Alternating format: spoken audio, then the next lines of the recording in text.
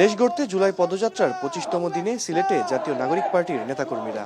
জেলার কেন্দ্রীয় শহীদ মিনারে আয়োজন করা হয় পথসভার। বৃষ্টি উপেক্ষা করে নাহিদ, হাসনাত, সার্জিসদের দেখার অপেক্ষায় শহরবাসী।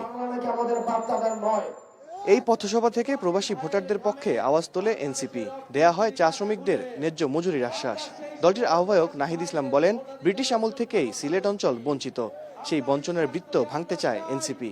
সিলেট সহ বাংলাদেশের সকল প্রবাসীরা বাংলাদেশের নীতি নির্ধারণের অংশ হবে।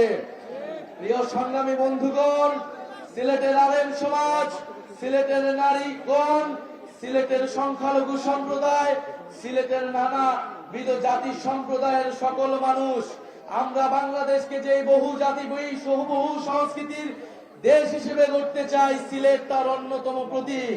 এর আগে সুনামগঞ্জ ট্রাফিক পয়েন্টে সভা করে এনসিপি। এ সময় চাঁদাবাজির বিরুদ্ধে হুঙ্কার দেন বক্তারা। বলেন, হাওড়াঞ্চলের মানুষের ভাগ্য বদলাতে এনসিপির হাতকে শক্তিশালী করতে হবে। আমাদের স্বাধীন বাংলাদেশে কোনো অন্যায়, কোনো চাঁদাবাজি, কোনো সন্ত্রাস এবং কোনো নির্বিচারে হত্যাকাণ্ড দেখতে চাই না।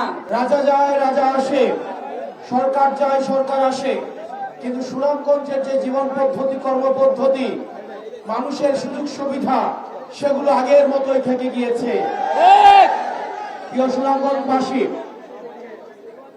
আমরা আপনাদের কাছে আহ্বান জানাবো, আপনারা সুসংগঠিত হন।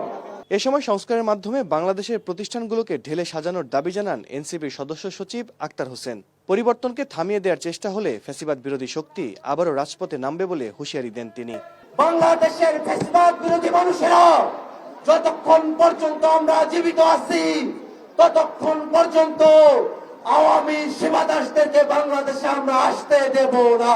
তারা ভুল বিভ্রান্তি করবে, আমরা তার সমালোচনা করব, ভুল ধরিয়ে দেব, কিন্তু ওই আওয়ামীদের ষড়যন্ত্রে আমরা পা দেব না।